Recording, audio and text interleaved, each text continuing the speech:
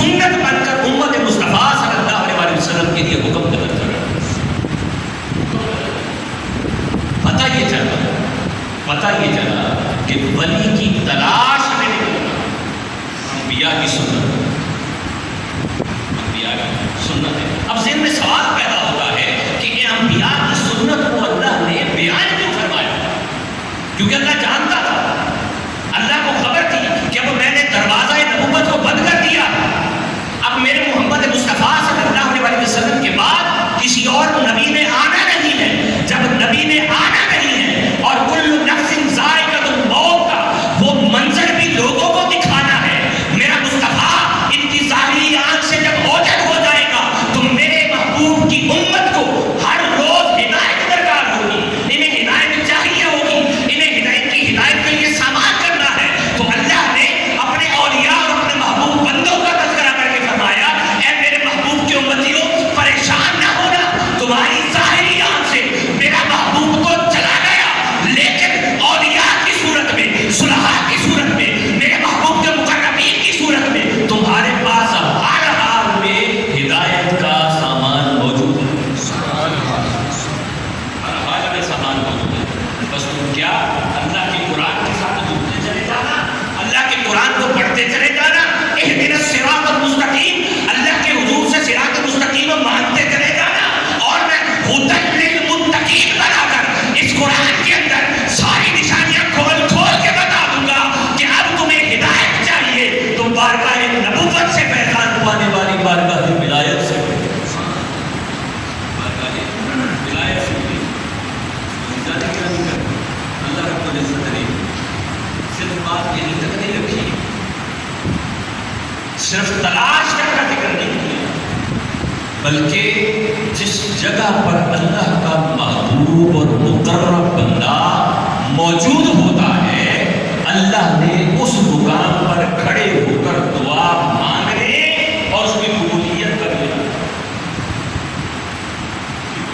بھی اعلان بتایا. آئیے قرآن حکیم میں دیکھتے ہیں. قرآن حکیم میں اللہ رب العزت نے اپنی ایک محبوب بندی، اپنی ایک ولیہ سیدہ مریم علیہ السلام کا تذکرہ کیا.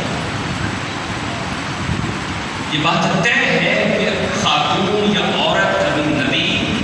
نہیں ہو سکتی، وہ نبی نہیں ہو سکتی تو وہ قرب پا کر ولی ہو سکتی. اور اللہ کو اپنی اس محبوب بندی سے اتنی محبت تھی کہ قرآن حکیم کے 19ویں پارے کا نام ہی اپنی اس محبوب بندی کے نام پہ رکھ دیا، سورہ مریم. سورہ مریم اللہ رب العزت اپنے حبیب صلی اللہ علیہ وسلم پر اترنے والی کتاب قرآن حکیم کے اندر ارشاد کہ میرا ایک بندہ جس کا نام زکریا، اس کے سر کے بال بھی سفید ہو چکے، عمر بھی بیت چکی تھی، بیوی بھی اس عمر کو پہنچ چکی تھی کہ وہ باز ہو گئی تھی، لیکن ان کی کفالت میں سیدہ مریم موجود تھی. وہ جس حجرے کے اندر، جس مکان کے اندر سیدہ مریم عبادت کیا کرتے تھے، وہاں موجود رہ کر اللہ کے حضور گریہ ازاری کیا کرتے تھے. باہر سے دروازہ بند ہوتا تھا، اندر مریم اکیلی تھی، اپنے رب کے حضور مناجات کیا کرتی تھی. سیدنا زکریا علیہ السلام تشریف لاتے، کیا دیکھتے ہیں کہ اس بند تالے والے کمرے کے اندر بے موسم پھل رکھے، بے موسم پھل رکھے. قرآن کہتا ہے کلما دخل علیہا زکریا المحراب وجد عندہا رزقا. جب اس محراب کے اندر، اس حجرے کے اندر سیدنا زکریا علیہ السلام داخل ہوتے ہیں اور داخل ہو کر کیا دیکھتے ہیں کہ وہاں طرح طرح کے پھل رکھے. صرف پھل نہیں رکھے، پھل بھی وہ رکھے جس کا موسم ہی نہیں. جب یہ دیکھا سیدنا زکریا علیہ السلام، وہ خواہش، وہ طلب جو اولاد کی تھی وہ جاگ تھی، وہ جاگ تھی. یہ تو سیدنا زکریا علیہ السلام اللہ کے نبی تھے، کہاں کہاں انہوں نے دعا نہیں مانگی ہوگی، کس کس جگہ پر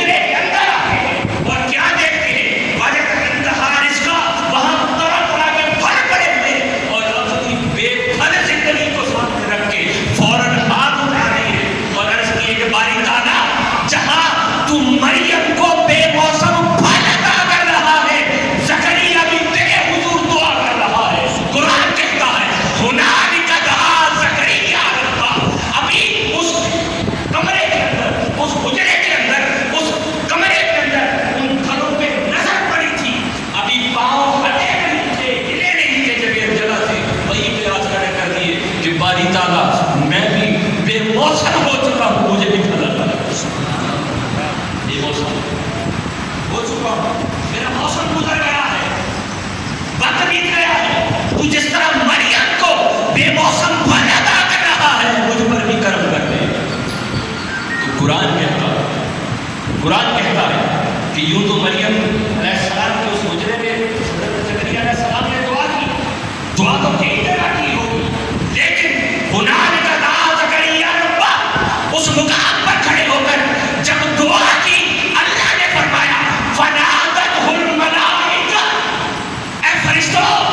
یوں تو زکریا نے ہر جگہ پر دعا کی ہوگی، لیکن آج میری مریم کے حجرے میں کھڑے ہو کر، میری محبوب بندی کی بارگاہ میں کھڑے ہو کر، اس کے حجرے کو وسیلہ بنا کر ابھی مجھ سے دعا کر رہا ہے، جا خوشخبری دے کر سنا،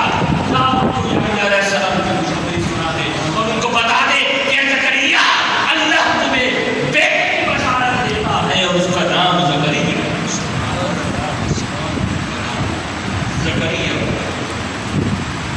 یحییٰ ہوگا، اس کا نام یحییٰ ہوگا۔ سیدنا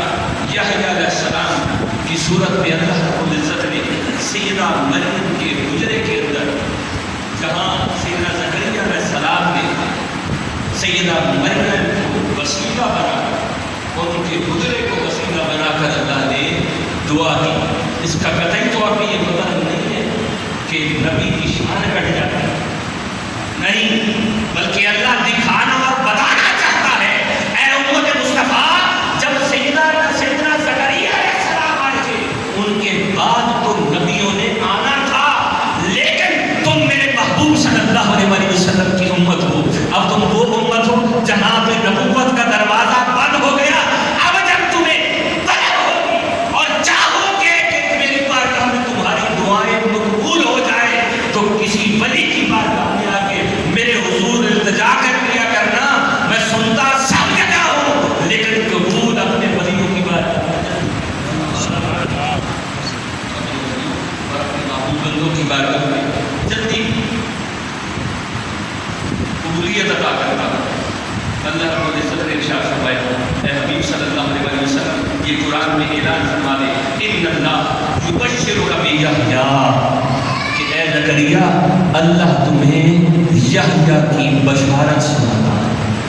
یحییٰ کی خوشخبری سناتا ہے۔ تو دوسرا مکرم، دوسری بات یہ پتہ چلی، پہلی بات کیا کہ اولیاء کرام کی تلاش میں نکلنا،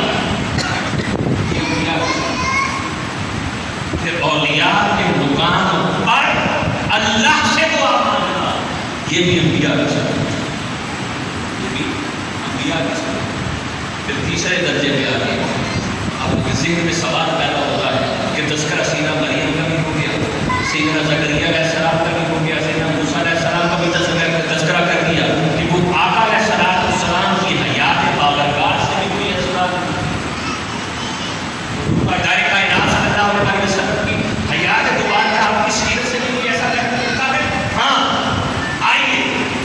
حضور دار کائنات صلی اللہ علیہ وسلم کا ایک بڑا محبوب عاشق، بڑا پیارا عاشق،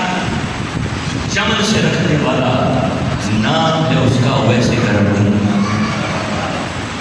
ویسے کرم 20 سال حضور دار کائنات صلی اللہ علیہ وسلم کی حیات بابرکات میں وہ حیات رکھے، زندہ رہے، وہ یمن میں تھے، محبت اتنی کہ صرف اتنا سنا کہ حضور دار کائنات صلی اللہ علیہ وسلم کا ایک خاندان مبارک شہید ہو گیا، انہوں نے اس خواہش میں کہ معلوم نہیں کہ کون سا نام شہید ہوگا، اپنے سارے دان شہید کر دیا، سارے دان شہید۔ اور میرے آقا صلی اللہ علیہ وسلم جب صحابہ کرام میں تشریف فرما ہوئے اور فرمایا کرتے تھے کہ یمن میں میرا ایک محبوب، بڑا محبوب عاشق رہتا ہے، مجھے وہاں سے بڑی ٹھنڈی ہوا آتی،